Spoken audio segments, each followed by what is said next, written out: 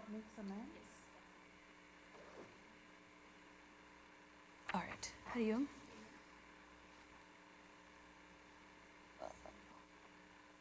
Okay. I think we're good now. We're okay? Okay. So let's start with opening prayers, and then we'll dive right into the content of these two chapters that are coming up. Okay? Om Sahana Bhavatu Sahano Bhunaktu Saha Viryam Karavavahai Tejasvinavadhitamastu ma vidvishavahai. Om Shanti Shanti Shanti Vakratunda Mahakaya Surya Koti Samaprabha Nirvignam Kuru Me Deva Sarvakaryeshu Sarvada Saraswati Namastubhyam Varade Kamarupini Vidyarambham Karishyami Siddhir Bhavatu Me Sada Gurur Brahma Gurur Vishnu Gurur Devo Maheshwaraha Gurureva Param Brahma Tasmai Shri Gurave Namaha Tasmai Shri Gurave Namaha. All right. So in the last chapter, we saw what is culture, and we had seen that initially we saw the definition of culture with 4 aspects.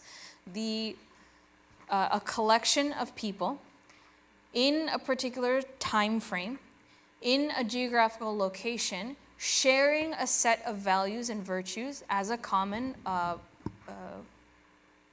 guideline for living. So we can't do much about the people that are there. We can't do much about the time nor place. But what can be influential in how we behave is the values that we practice.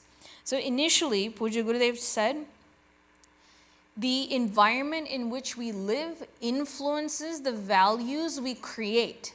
This is the initial stages of creation. So if we connect it back to the previous chapter, we went from age of observation to age of scientific inquiry, and then into age of contemplation. And before that, age of perception. So here, age of perception and observation, the environment was very important in influencing how we behave.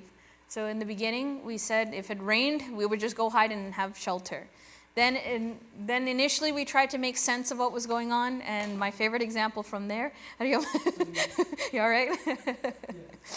So initially we tried to make sense of what was going on, and the funny example was they thought every time the mango shake trees, it would rain. So like that, we continue to evolve our understanding of nature through the age of science. So at this point, the way the environment is influences the values we have. And the example they gave was in Western cultures, their environment was very harsh and very minimal in what it could provide, versus in the East, there was abundance. You drop a seed somewhere, and it would grow right there without any help.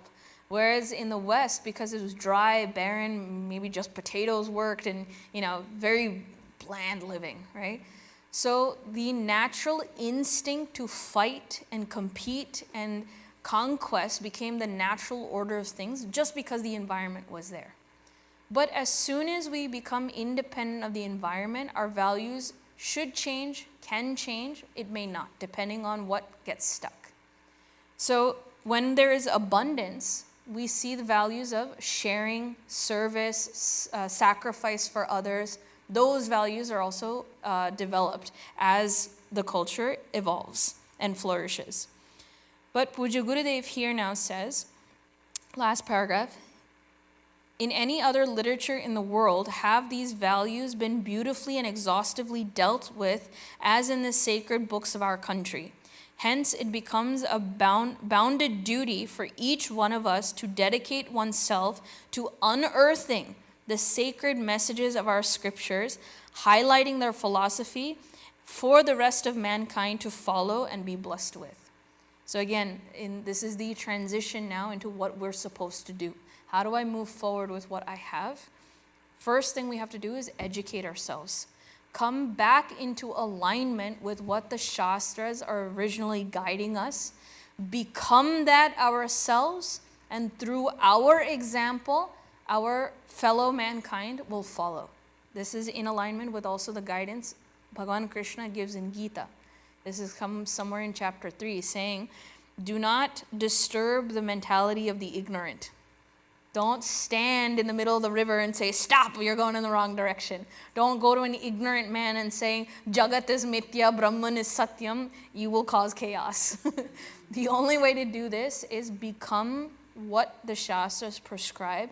Go with the flow and slowly lead by example to turn the bend of the river. Become the example. And the same thing is reflected here. Dedicate yourself to unearthing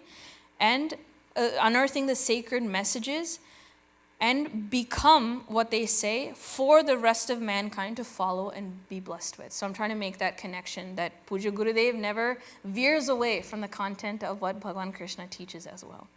So now, what do we do? How do we analyze ourselves? How can we start? So we went from the last couple chapters. What is nation? What is culture? What is science versus religion? So we saw things in a macrocosmic level. We're now going to zoom and switch perspective and going to microcosm. What is man is the title of this chapter. So he has a very interesting framework here, and I'll give the framework and then we'll dive into the details and do some reading today. He just, you know how like we did age of perception, observation, scientific inquiry, and contemplation. These 4 stages he also mimics. Yeah. There you go.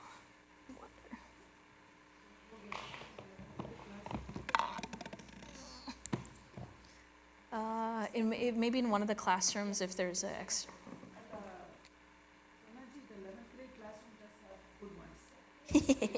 They stashed it. Yes, okay, there it is. Amma, we got, yes. Thank you, thank you, thank you.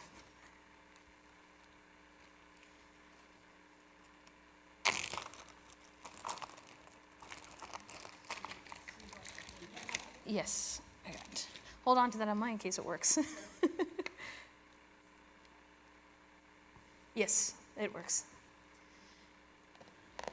Okay, so in this particular chapter, he categorizes man as stone man, plant man, animal man, and man.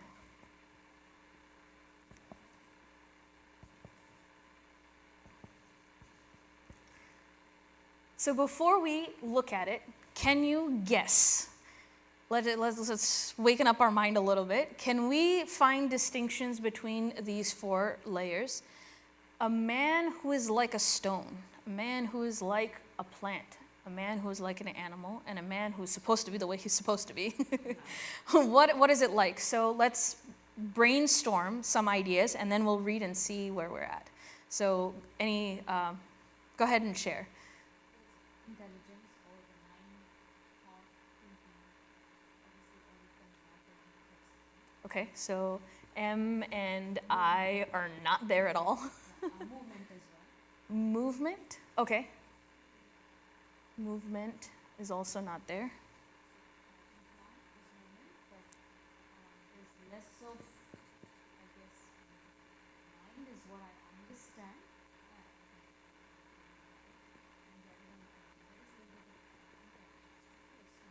So like 1%. Yes, if anybody else also on. I think that mic is off. So can you check the bottom to see if it's green? Is there any light? It is working. Okay, it is working. Okay, cool. Yes, go ahead. I see Sattva, Rajas, Tamas. Oh, okay. So where would you put that? Rajas would be animal. Okay, so Rajas here. Tamas would be stone. Okay. And then plant would be something in the middle, and sattvam should be in man. Okay. So this one is somewhere in between these two. Okay. Uncle, any other ideas? On the stone, so no reason. No So, reason. So no reasoning, no knowledge. Okay. Or knowledge. So just based on instinct. Okay. You're saying So for it's stone. the next one, the plant. Instinct. Yeah. Okay. And so animal, some intelligence, some thinking. Okay. So some thinking. And then for contemplation, knowledge. Knowledge. Do you want to be specific about knowledge? So now it's much more developed, Okay. and so now we have knowledge based on religion. So developed. Religion. Okay. Anything else? So philosophy also. Right? Okay. So again, religion already takes that into yeah, account. So it's it's Ritual plus rituals and philosophy. Okay, Yes. both of these are there. Yeah. Okay. Any other way of thinking about it?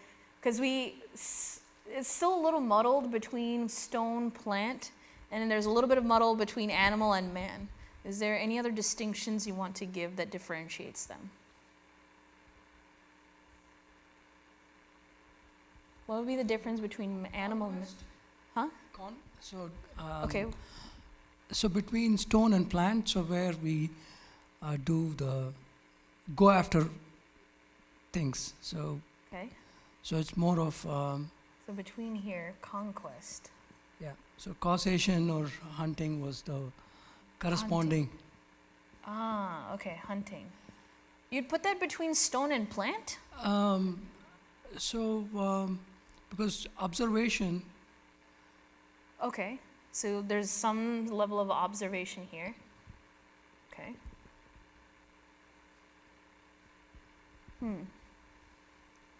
Are we good? Is there any other? Well, just extra, continuing on that. Plants, I don't know if this even makes sense. Plants can grow even if it's a stony place. Okay. Animals, they eat plants and everything, but they're sustained by the plant kingdom. A lot of them are. There are carnivores as well, but the bottom of that food chain is going to be plant-based. And man can conquer both animal and plant and stone because they build homes and eat plants and animals, I guess. I don't know. This is going to be a morbid example, but fellow men as well, cannibalism. sorry. So I think it's just the intelligence from 0 to 100%. Okay. Capability. Now, whether Okay. they use it is different. So intellect, Yeah. we intellect. say 0 and this is 100% here. Yeah. The ability is there, that's all. Ability is there. Yeah. Potential, not. Ability, but yes. So 100% ability is there. Whether we use it or not is a different question. Yes. So a plant can strive as hard as it wants, but it'll only reach like 20% intellect, right? Okay. Thinking about who is the giver. Oh, pulling from previous content. Who is giver? So this is contemplation. Who is orchestrating everything? So this is like the distinction between age of science versus age of contemplation. This is how the world works, and this is why the world works. So who is the giver? Okay, so you're pulling from that chapter right there. Fair enough. Okay, any last chance, last call. Anything else you want to put on the board in terms of what is the difference between stone, plant, animal, and man? And we have to use these, like perception, observation. No, I was just, the reason I put both of these in parallel is because I want to show that how Puja Gurudev analyzes the evolution of the macrocosm of mankind in these stages, But now in this chapter, we're talking about a specific individual, but he's doing some similar analysis of evolution of a specific mental psyche. So that's why I'm putting them in parallel. This is macrocosm, this is microcosm. So if you want to use it as inspiration, go ahead, but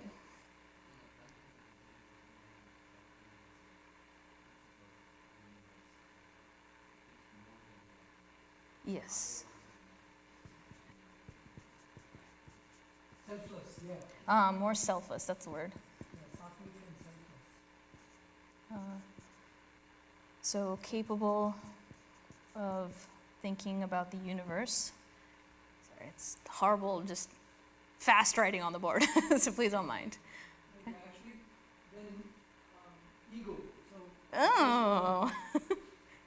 So shall I put /ego? 0 ego, all the way up to 100% ego. You have the capability, but do we make use of that ego? Okay, fair enough. And I think one final is that each of those stone, plant, animal, they only depend upon something else only as much as they need. They don't gather. They don't go beyond their means. They don't hold. They don't disturb other unless it's absolutely needed. stone It's by itself. is like you're inert. Hmm. Okay, then you become plant, you become a little more subtle, and then animal, you are much more mobile, and then man is you have realized. Realize and disturbing and has their tentacles Mobile, on tentacles. If anybody else saw this board, nobody would understand. Meaning his reach and spread is a lot more for a man compared to a stone. Okay, fair enough. So there's also a gradation from there. That's why I'm collecting it on that side. Fair enough. Okay. Shall we then dive into what Puja Gurudev talks about, and we'll analyze this. So if we can start from the very beginning, may I start on this side and we'll circle around. Please make sure to remember to use a mic, especially for the reading. So go ahead. Man is the roof and crown of creation. Besides man, the manifested world comprises the animal, the plant, and the inert kingdoms. After a scientific analysis of the categories of things and beings, the religious masters discovered a similar classification prevailing among human beings. Further, they declared on the basis of their own experiences that the noblest and the best among the human kingdom are within the reach of every man. Gradation among the human beings is created by the differences in the quality and the texture of their emotions and intellectual convictions. Okay. Keep going. Sorry, Mike. The inert objects merely exist like the stone or the earth. They are neither conscious of nor do they react to the external world. We find a variety of human beings similar to insentient things. They are just as indifferent, as ignorant, and as totally unaware of external circumstances and environment. The consciousness or awareness of the world in such people is vague and indistinct, and they are an embodiment of colossal lethargy and inertia, having no plans, no passions, and no pangs in life. Such man may be classified as stone men. Okay. That was my favorite sentence in there. Colossal lethargy and inertia, having no plans, passions, or pangs for life. So, just throwing up a couple of adjectives up here. They're completely indifferent, ignorant, unaware of any external circumstance. A stone. It could rain, it could shine, it could wash down the river. It has no idea what's happening to it. That's I think I spelled that wrong, but where is it? Colossal. And 2 S's. Okay. Colossal lethargy and inertia, having no desires, no passions, no pangs for life. One statement here, no desires. This can get really misused Because when we start talking about Tyaga, I am above Kama, I am graduated above, it's like, dude, make sure you're not a stone and you're a realized man. There's a huge difference between the two. This is out of complete ignorance. No desires based off of ignorance is complete stone-like. Whereas no desires because of knowledge is entirely different. So I just wanted to pause and make that comment about this particular indication of no desires. Okay, so now let's move to the next one. A little more evolved than the inert objects are the plants. Plants are also predominantly lethargic. They remain where they are, and their reaction to the world is confined to basic necessities for their existence. The rudiments of discrimination seem to emerge in the plant kingdom. They are able to distinguish between sunlight and darkness, food and poison, and they endeavor to obtain what they need. Emotions, however, are basically lacking in flora inasmuch as a mother tree does not allow even its seedlings to grow under it when the latter come in the way of its quest for food and water. All right. So, again, this lethargy and inertia continues. So when you had defined tamas into rajas, you're quite on the mark for that, right? There's still a lot of tamas still in a plant, but there is some level of reaction. This is a distinction between stone and a plant. Here there's no reaction. Here there's a little bit of reaction. And when they talked about poison versus food, darkness versus sunlight, it's like sheer black and white. There's no gray. It is either this or it's that. And anything in between, there's no nuances there. Then they get what they need, and this is absolute selfishness. And I have been kind of ruminating on that particular example. Even a mother plant will not allow seedlings to grow underneath it. It is literally me, myself, and I. No other exceptions. So now let's keep going. The next kind. On a careful study and observation of mankind, we find among them a definite variety whose life imitates that of a plant. Such men, steeped in inertia, react only to exaggerated happenings. They can never exert or do anything constructive. They exercise discrimination only when the objects are gross and substantial, and they lack the basic emotion or feeling for others. Such men fall under the category of plant men. Okay. So he translates the quality of plants into what it looks like in mankind. The basic reactions are for exaggerated circumstances. So they will do nothing unless, dire crises happen. So for example, if you're thrown out of your home and you're now homeless, then they'll start to do something.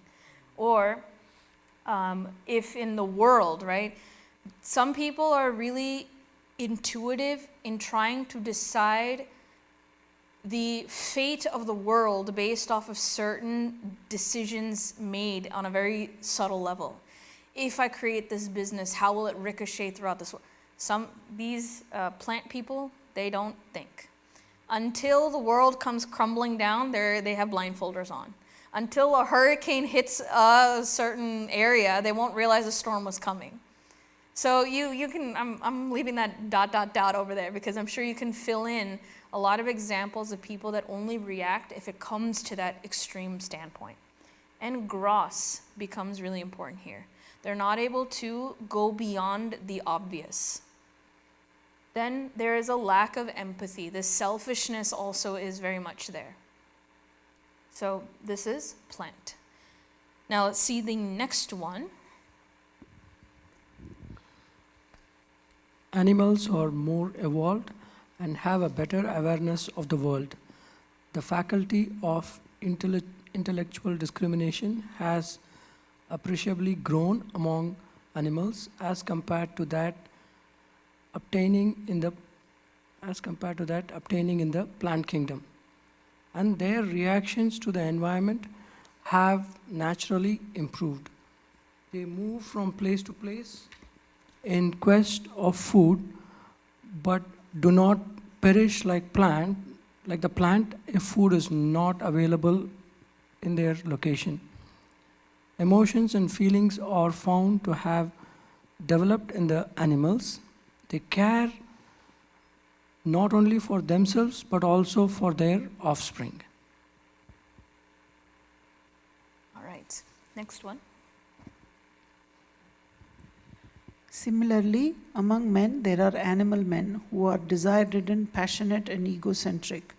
Their intellectual discrimination is limited, and being always extroverted, they constantly engage themselves in fighting, procuring, and aggrandizing for the enjoyment of their kith and kin and themselves. In fact, a wide cross-section of human beings belongs to this category, and their activities are mainly guided by feelings and impulses rather than by discrimination and understanding. So here, I think we had mentioned it at some point. There's some thinking, and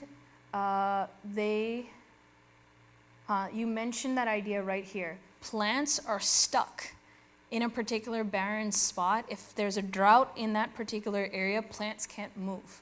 But if a drought occurs, you can open up any Discovery Channel, Animal Planet, episode, and they'll see the migration of the bison, migration of the elephants, migration of the lions that follow the herds.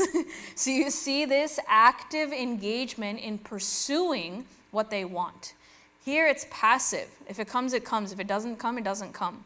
Here, that is why they translate this as desire-driven.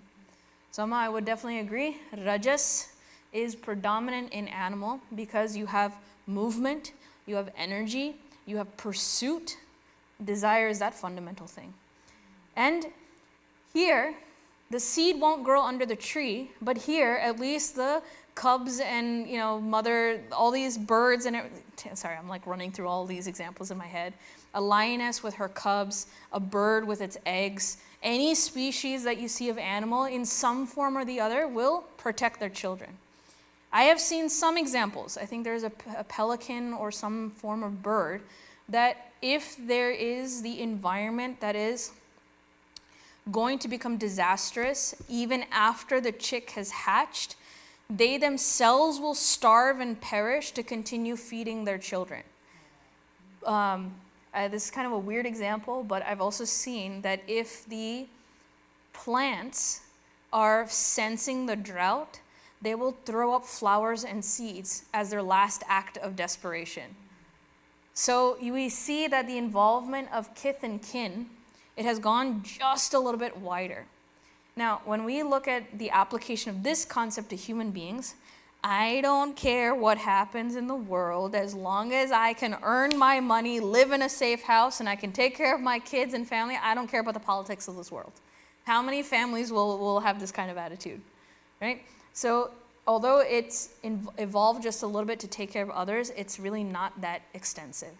And 99% of us live according to these desires.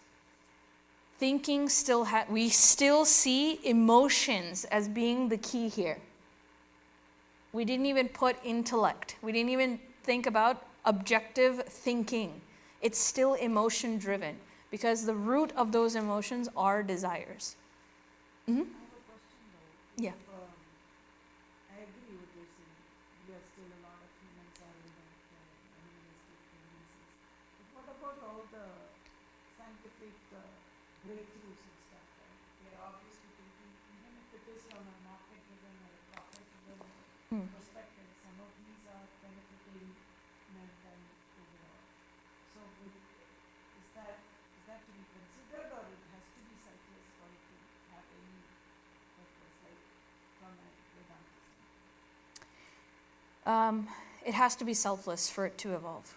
Because even, like for example, if you take any animal kingdom, they're very complex in the way they survive. They have giant ecosystems, they have I'll give you another marine science example. There's a tiny little pufferfish that's about this big. In order for it to propagate its generations, what it does is it designs a fancy circles and designs into the sand at the bottom of the ocean to attract female fish.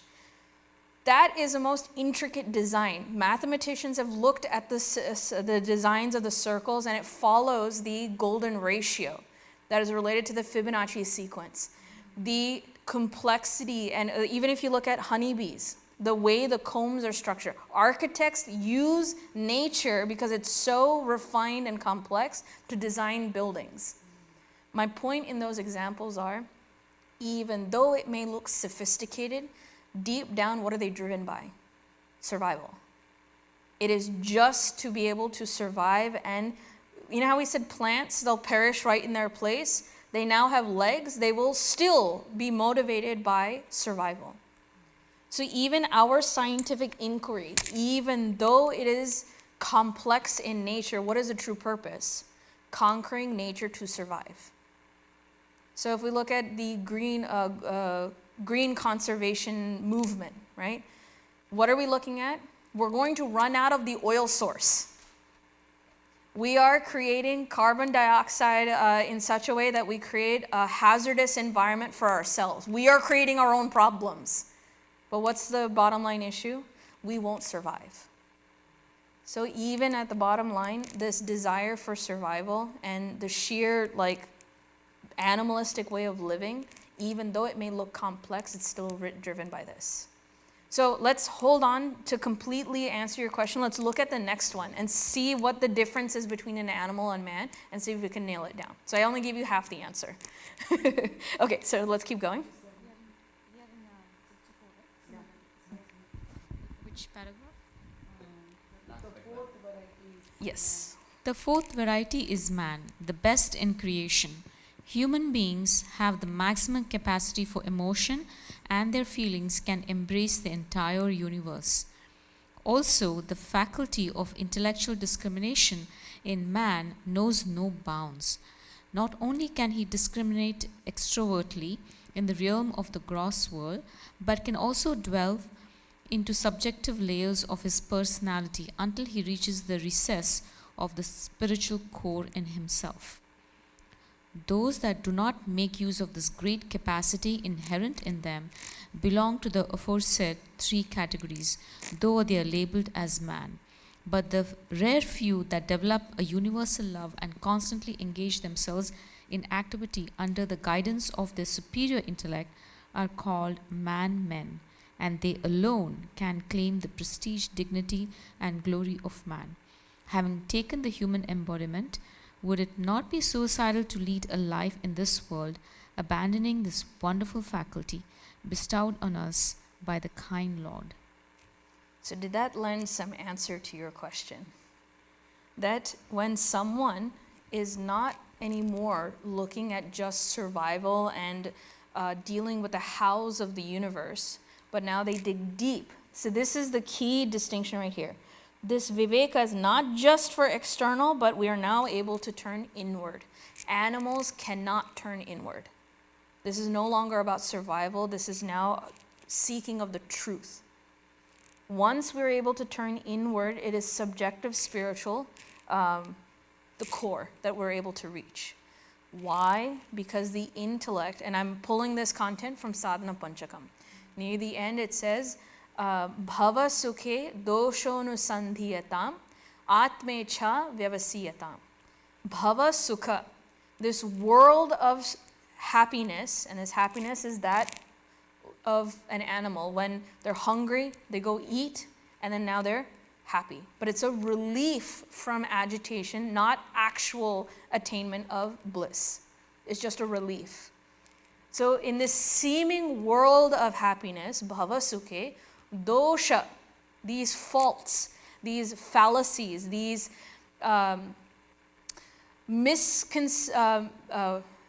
maligned equations. Sorry, I'm searching for words here. Our judgment of the world is mistaken. That dosha is seen very well. having seen that the world of living like a stone, plant, or animal is not going to give me eternal happiness, where do I find it? I stop going outward, go from external. I am able to turn inward. The only entity that can switch this direction is man alone. Because that intellect, as we said, is 100%. That what was that one phrase that was here about the intellect? The faculty of intellectual discrimination in man knows no bounds. Not only can it discriminate extrovertedly, but it can also delve into the subjective layers. This is what 100% intellect looks like. This ability to turn, and man alone is able to do that. Animals cannot. They look complex, they look advanced, they look sophisticated, but never once will you see an animal turn within saying, "Who am I?" Only man will ask that question, and it's because of this. Hopefully, thank you, because that's even the last point, right? Using it, giant question. But there are anomalies, right? Gajendra Moksha is there, and you can see some. Gajendra Moksha was also from a different realm. He's not an elephant. But some of the exceptions that I find is, I think Swami Ramana Maharshi gave moksha to a cow. So I asked about that. He said, in the world, when you have laws, there will always be exceptions to the laws. That's a given. But exceptions don't become the rule. So yes, in this, why not? And whenever I would ask such questions to Swami Prakashanji, he would be like, why wouldn't it happen? If the world is infinite, why wouldn't this be a possibility? So we have to take exceptions for where they are and not use it to justify main rules. But the point is, not all cows by themselves will become realized, but it is said time and time again that every human being has the right to become a Jivan Muktaha. It is given. Why? Because we all have this intellect to be able to turn within. This is why human birth is so sacred. And so the bolded part, and I'm glad that we brought up this point. We have the ability, but do we use it? This is the key difference between 99% of human beings versus that 1%. And therefore, in that statement here, you are labeled as man, because you have an intellect, but you're truly exhibiting man qualities because the rare few that develop the universal love and constantly engage themselves in activity under the guidance of their superior intellect, that is the prestige that man alone has. This is the glory of mankind. So, this is why Swami Vivekananda says, arise, awake. You have it within you to do this. Do it. And this statement here, would it not be suicidal? You should hear Viveka Chudamani in the very beginning of its teaching saying, those that do not grow and use their full potential, they are wasting life. They're destroying life. What use is this if you don't do it? Why were we born a human being? We could have just lived as an animal.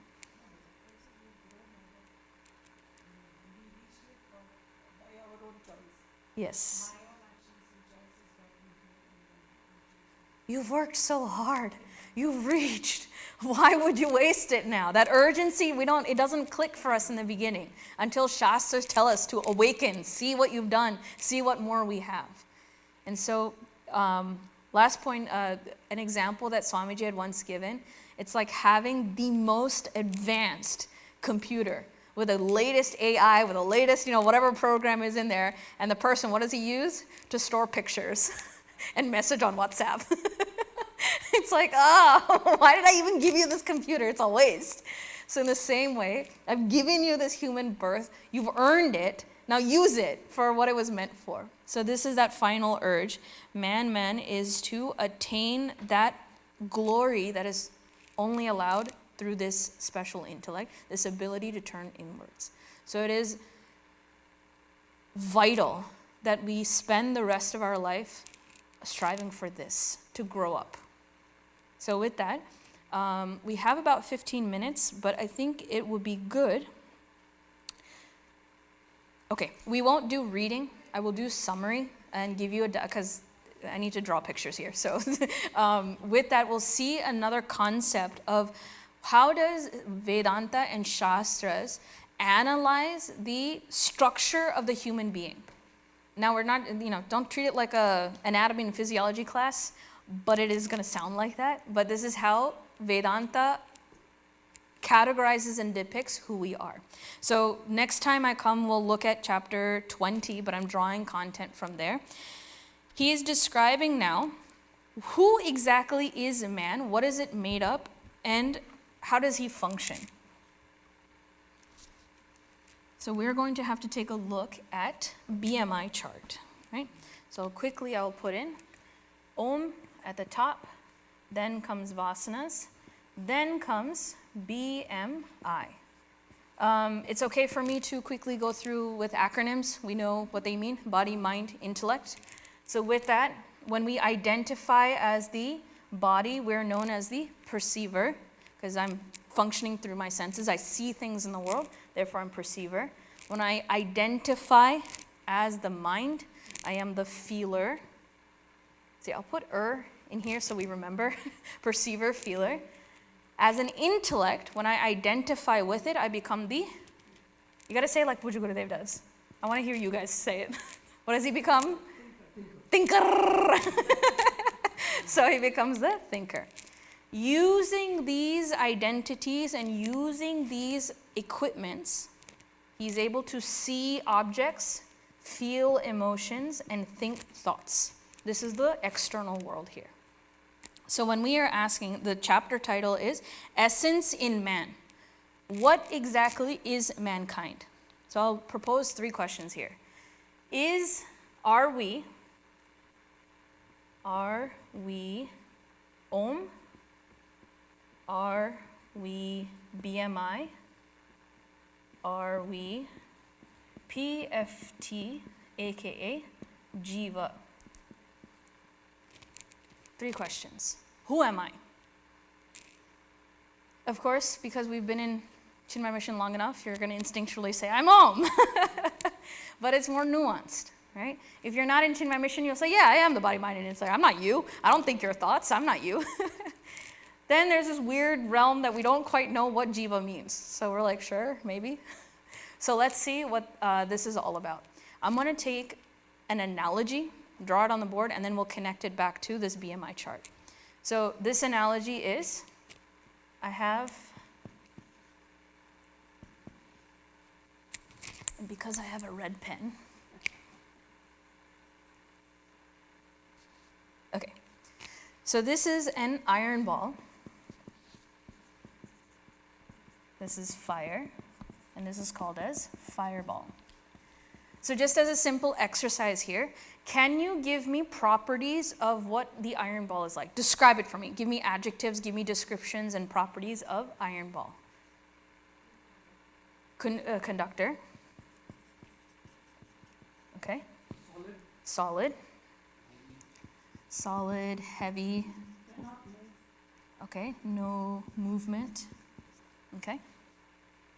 Temperature. Hot, cold.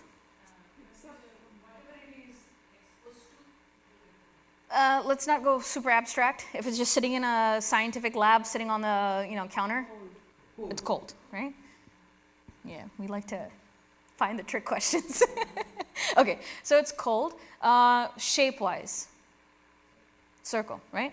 So it has a solid shape of circle. Okay, let me make sure. Color. What color would it be? Black. Dark, right? Okay, simple enough. So I will hold on to this one, and this one, just for the sake of conversation. And it will apply to the others, but let's use that. Similarly, how would you describe fire? Hot, red. What shape? No shape, okay? You mentioned something. Warm, hot, warm, right? What else? There's one more thing that is important. Why did Neanderthals, the first caveman, create fire? Burns. Same thing. So hot, warm, burn. Cook. That's also related to heat. It's the usage of heat, right? What else? Scare somebody. Okay. Consumes whatever comes to it. Heat and? Fire is heat and? Energy.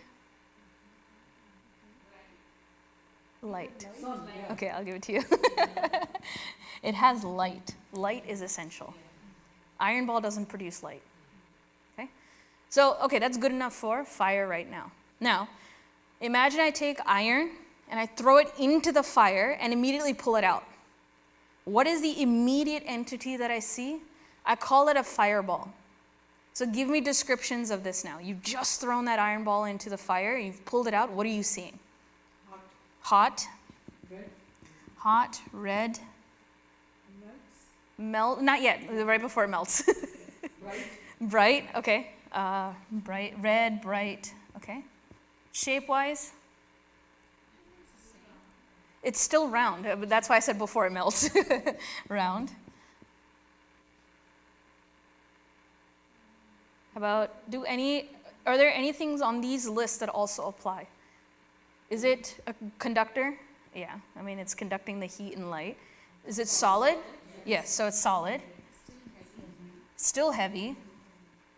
There's no movement. Oops, sorry.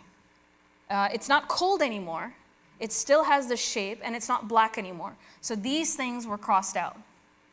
In this, it was hot, and it is red. But now, the no shape is removed, and it still produces somewhat of light. Not as bright as the other. Okay, so what happened now? So now I'm going to take this, and I will apply it and pull the concept here. Iron ball represents BMI. Body, mind, and intellect. Fire represents Om. And what happens when I throw BMI into Om?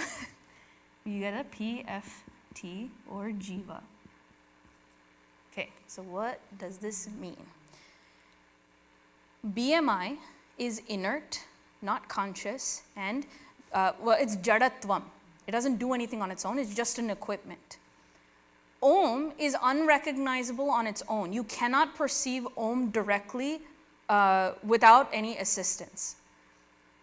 Only when I see Om flowing through BMI do I see that the BMI has become enlivened, it's alive. So this emergent entity after Om flows through BMI is called the perceiver, feeler, and thinker. I am the body. I am the feeler. I am the thinker. So when we say identification, it means I have enlivened that equipment and feeling as though I am it. So now, if in this fireball, I removed the iron out of fireball, can fireball still exist? If I removed the fire element out of fireball, will the fireball still exist? If I remove, fireball, will it exist? No. This is called as a emergent or relative existence. Emergent, relative existence. I think I spelled this wrong, but please don't mind me. Existence. This fireball cannot independently exist without what it's made of. Okay? So now, Om is known as Sat. This is absolute truth. Absolute, or my backward E means existence. I'm borrowing that from mathematics. So this is absolute existence. Iron ball, so this is now, I'm going to throw in a couple of extra terms or concepts here. If this Om is everything, we say that it is the cause of everything. It is the material cause, efficient cause, and there's one more that I'm forgetting, but in this case, material cause. So even this Om created this. So in this way, Om is just an expression of BMI. So I just went into layers of chaos. So please, I'm not gonna go any deeper than that. We'll have to, but for the sake of this right now, in this case, we say Om flowing through BMI gives the emergent or relative existence of Jiva. So now another example to reinforce this is the relationship between electricity and different equipment. So my analogy here is, this is electricity, right? And this is the AC unit. This is the light bulb. I told you I'd be drawing a lot today. So, this way. Then you have the Wi-Fi router. Now, once electricity flows through this particular equipment, what arises is heat and cold. The air itself changes in expression. Then when electricity flows through the light bulb, I get light. Or as in Guru says, light bulb. Sorry. Electricity through the intellect or Wi-Fi router, you get www, the world of information. Right? Now, can I directly perceive electricity all by itself? Can I see electricity? No. Can AC, light bulb, and Wi-Fi function without electricity? No. But only when these two are put together do I have the emergence of the effect called heat, cold, light, and information. So in the same way, BMI cannot function on its own. Om cannot be perceived independently, but I can recognize the presence of Om when it enlivens this body, mind, and intellect, and I see it as PFT. So whenever we see stories where it says, like Swami Vivekananda asked his guru, show me where God is. And he holds up his thumb and he says, I see God clearly in this thumb, then I see you. What is he seeing? This thumb, because it's able to function, that functioning indicates the presence of God. That indication I'm able to see much more clearly than the thumb itself. Therefore, he says, I see God here more than I see you itself. Other ways of saying the same thing here. So when we say that, atheists, they say, I don't believe in God. I don't believe in this external entity that sits somewhere else and dictates. We say, yes, we agree with that too. But an atheist or someone who's now spiritual says, there's got to be something. It's not that we're not without God. There is something. Well, we've given practical and clear terms as to what that something is. It is Om. It is that existence, consciousness, bliss principle. We've given a name and description for what that thing is, as best as we can in the language that we have.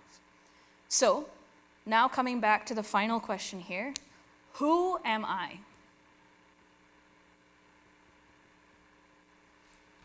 Well, it depends. From what perspective would you like me to answer this? From my essential, fundamental, core self, who am I? I am Om. Who am I in a relative sense? I am PFT. Why am I PFT? Because I happen to have this set of body, mind, and intellect. So, did I answer your question now? So it's not a simple, straightforward answer saying I am Om. Well, how do you know? You can't directly say I'm Om. How come you and I are so different? How come we have separate thoughts? How come we don't realize our true self and we have to struggle through sadhana to get moksha? Why? Because I've forgotten that I am this essential core. I have gotten stuck in this feeling that I am this perceiver, feeler, and thinker. And therefore, this is ignorance. I've forgotten who I was, I've forgotten how and why it functions, and I've completely gotten sucked into the feeling that I am this PFT, I am nothing else. I am this jiva. That is what has to get corrected in our sadhana going forward. So, when it comes to, now relating it to the chapter we just saw, stone, plant, animal, and man, right? Stone is someone who lives entirely in body, nothing else. In fact, I can even merge stone and plant together because it's the presence, the level of presence of emotions. I just exist based on feelings, right? Then I get a little bit more intellectual, but it's all desire driven. Then I'm an animal. But when that intellect, so desires, when this intellect goes straight to desires, we are an animal. When this intellect goes into recognizing my true essence, this is now someone who is a man. Someone who's striving for the highest. So we went into some Vedantic deep ends. We're actually going to be going further into this. The chapter that comes after this, you will be seeing the 5 koshas. Annamaya kosha, Pranamaya kosha, Manomaya kosha, Vijnanamaya kosha, and Anandamaya kosha. It is related to this. We'll see it in it. We saw layers of 3. We'll see it further defined in layers of 5. And Amma, you brought up Rajas, Sattva, and Tamas. How does that get involved? The other question is, what the heck is this V? How does that get involved? Why is there a separation between Om and BMI? And why does this layer influence this particular feeling of PFT? So these are the questions we're going to be getting involved in. So we'll see where this journey takes us. Because the more we know about who we are, it also makes sense as to why we're striving for moksha. Because if I lived here and I lived here, what's moksha? Why moksha? Why is that even a need? So until we understand what our essential nature is and why we've forgotten it, until we ask that question, we won't understand why sadhana is important. So with that, yes? So for human beings, there's no reset. Because the vasana carries from. So there's no operating system to clear the mind. No.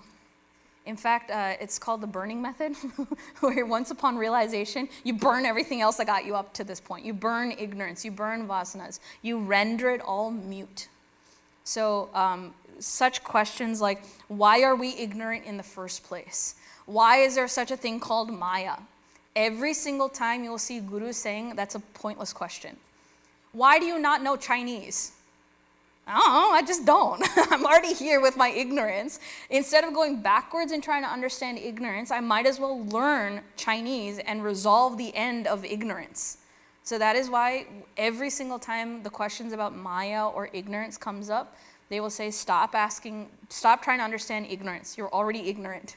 Start understanding knowledge, and that knowledge will help fix that ignorance. So they will always deflect that question. And it's not a cop-out, it's a genuine strategy. Don't get lost in ignorance. So yes, so that feeling should be arising. All right, so with that, again, thank you again so much for this opportunity. Next class, I will maybe give you some review questions or ask you to read the chapter that we just covered these concepts, and then we'll continue from there, okay?